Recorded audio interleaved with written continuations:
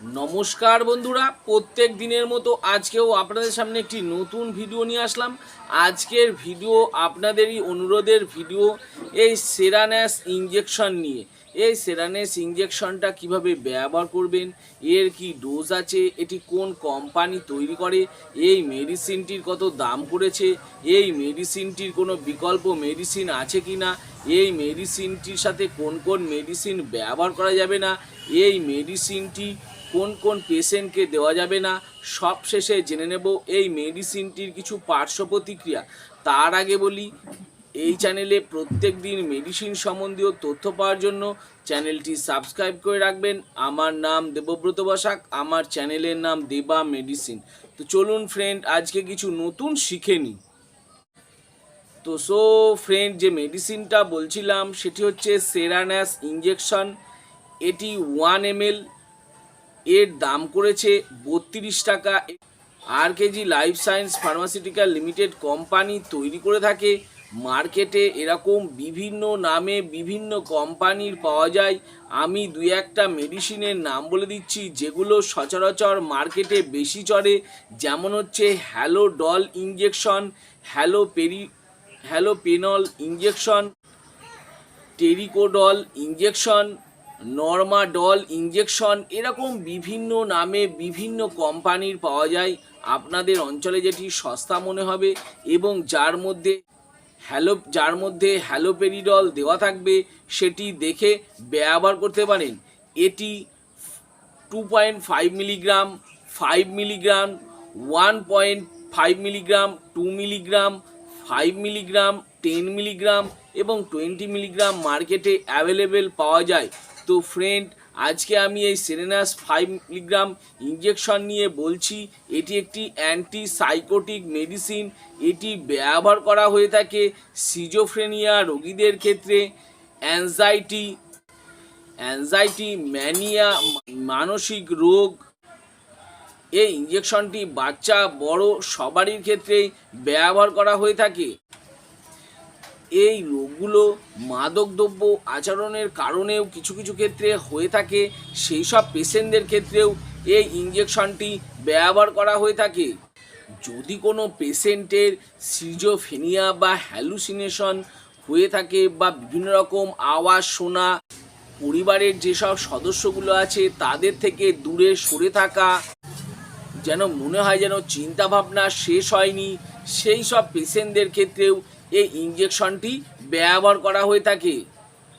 যদি দেখা যাচ্ছে কোনো পেশেন্টের কন্টিনিউ হেঁচকি হচ্ছে এবং হেঁচকি থামছে না, সেই সঙ্গে পেশেন্টের শ্বাস নিতে কষ্ট হচ্ছে, সেই সব পেশেন্টদের ক্ষেত্রেও এই ইঞ্জেকশনটি ব্যবহার করা হয়ে থাকে।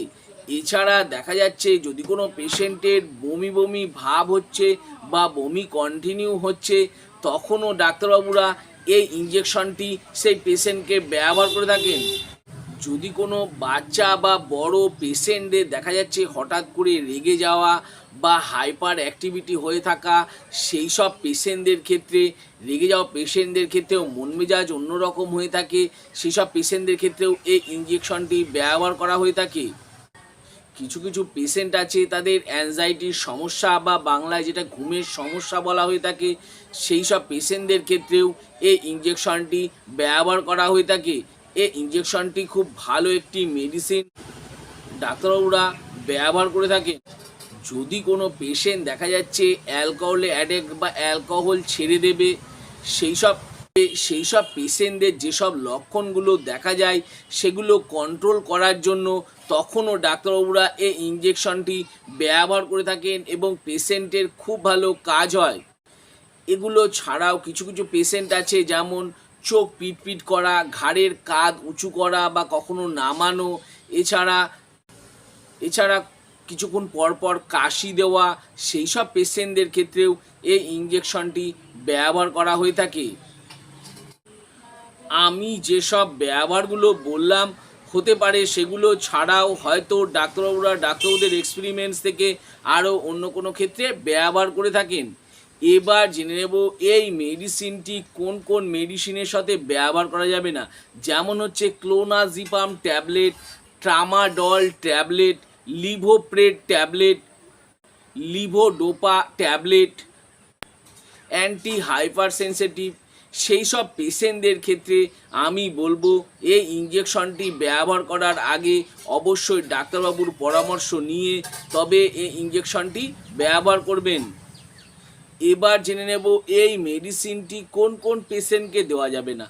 যেমন হচ্ছে গর্ভবতী মহিলাদের ক্ষেত্রে, বাচ্চাকে বুকের দুধ খাওয়ানো মহিলাদের ক্ষেত্রে, লিভার বা কিডনি সম্বন্ধীয় যদি কোনো প্রবলেম থাকে সেই সব পেশেন্টদের ক্ষেত্রে, এবং যদি কোনো পেশেন্টের পার্কিনসন রোগ থাকে সেই সব পেশেন্টদের ক্ষেত্রে আমি বলবো অবশ্যই ডাক্তারবাবুর পরামর্শ নিয়ে তবে এই ইঞ্জেকশনটি ব্যবহার করবেন। এবার জেনে নেব এই মেডিসিনটির ডোজ। এই মেডিসিনটি যেহেতু মার্কেটে 2.5, 5, 1.5, 1 মিলিগ্রাম, 2 মিলিগ্রাম, 10 মিলিগ্রাম মার্কেটে অ্যাভেলেবেল এবং 20 মিলিগ্রাম অ্যাভেলেবেল পাওয়া যায়, সেই জন্য এই মেডিসিনটি, এই ইঞ্জেকশনটি বাচ্চার বয়স এবং ওজন হিসাবে ডাক্তারবাবুরা প্রেসক্রাইব করে থাকেন। এই ইঞ্জেকশনটি দিনে 2বার বা 3বার বা 4বারও ব্যবহার করার জন্য প্রেসক্রাইব করে থাকেন। এই ইঞ্জেকশনটি ডাক্তারবাবু আপনাকে যেমনভাবে ব্যবহার করতে বলেছেন তেমনই ব্যবহার করবেন, এবং এই ইঞ্জেকশনটি যতদিন ব্যবহার করতে বলেছেন ততদিনই ব্যবহার করবেন, তার বেশি ব্যবহার করবেন না। এই ইঞ্জেকশনটি অবশ্যই খাবার পর ব্যবহার করতে হবে। সবশেষে জেনে নেব এই মেডিসিনটির কিছু পার্শ্ব প্রতিক্রিয়া, যেমন মাথা ঘোরা হতে পারে, পেটে ব্যথা হতে পারে, বমি বমি ভাব হতে পারে, গায়ে র্যাশ বেরোনো বা অ্যালার্জি হতে পারে, মুখ শুকিয়ে যেতে পারে, কোষ্ঠকাঠিন্য হতে পারে ইত্যাদি হয়ে থাকে।